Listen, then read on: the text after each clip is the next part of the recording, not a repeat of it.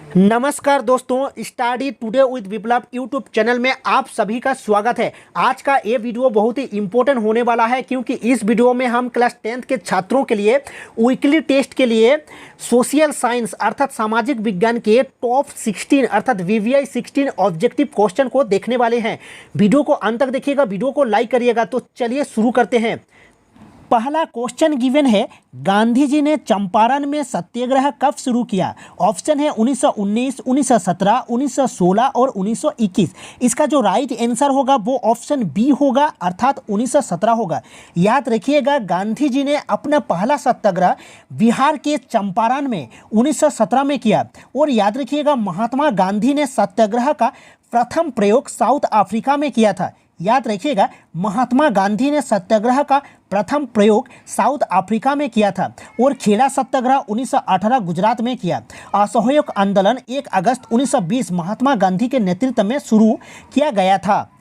तो चलिए next question को देखते हैं। क्वेश्चन नंबर 2 को देखिए। क्वेश्चन नंबर 2 गिवन है, महात्मा गांधी दक्षिण अफ्रीका से भारत कब लौटे? ऑप्शन है 1915, 1916, 1917 या 1918। इसका राइट आंसर होगा ऑप्शन ए 1915 होगा। 1915 याद रखिएगा, 9 जनवरी 1915 को महात्मा गांधी दक्षिण अफ्रीका से भारत लौटे और इस दिन को प्रवासी भारतीय दिवस के रूप में मनाया जाता है।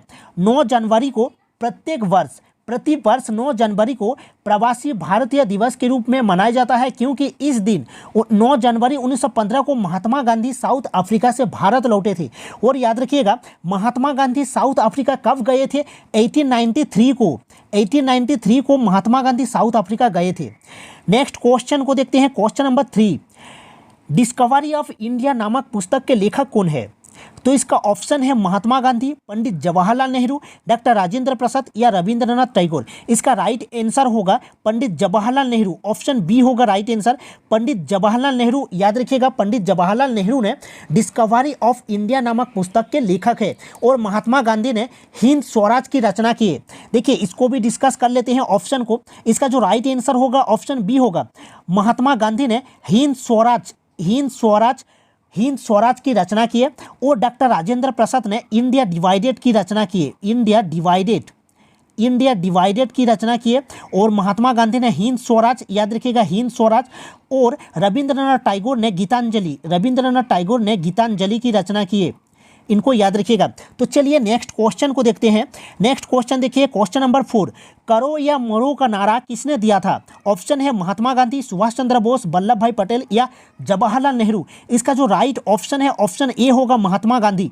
याद रखिएगा, महात्मा गांधी भारत छोड़ो आंदोलन के दौरान महात्मा गांधी द्वारा करो या मरो का नारा दिया गया था।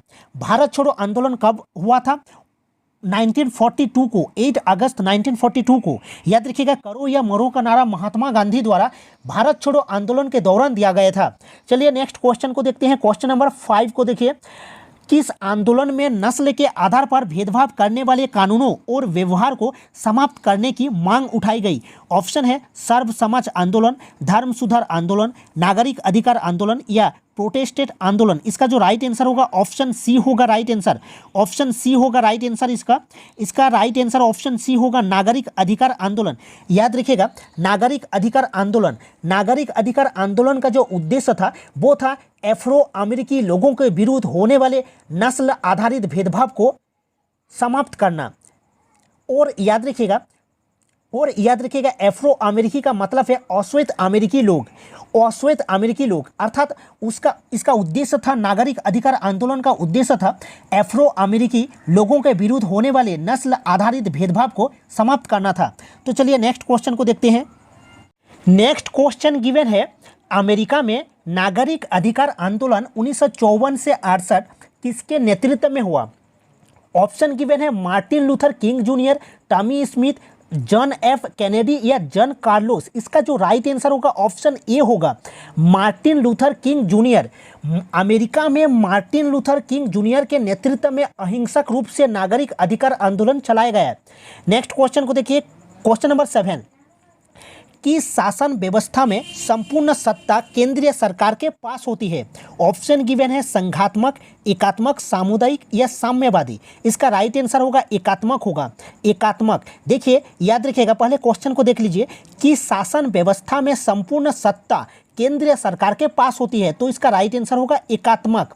याद रखिएगा एकात्मक में क्या होता है, एकात्मक शासन व्यवस्था में एक ही स्तर की सरकार होती है और शेष इकाइयां उसके अधीन रहकर काम करती है। तो चलिए नेक्स्ट क्वेश्चन को देखते हैं। क्वेश्चन नंबर 8 को देखिए। क्वेश्चन नंबर 8 गिवन है पुलिस, व्यापार, कृषि, सिंचाई जैसे प्रांतीय महत्व के विषय की सूची के अंतर्गत आता है? संघ सूची, राज्य सूची, समवर्ती सूची या इनमें से कोई नहीं। इसका जो राइट आंसर होगा ऑप्शन बी होगा, राज्य सूची के अंतर्गत आता है, तो राज्य सूची होगा। नेक्स्ट क्वेश्चन को देखिए। Question number 9। Question number 9 given है हिमालयन भूरा भालू किस वर्ग का एक उदाहरण है? कमजोर प्रजाति, दुर्लभ प्रजाति, स्थानिक प्रजाति या विलुप्त प्रजाति। इसका राइट आंसर होगा ऑप्शन बी, दुर्लभ प्रजाति।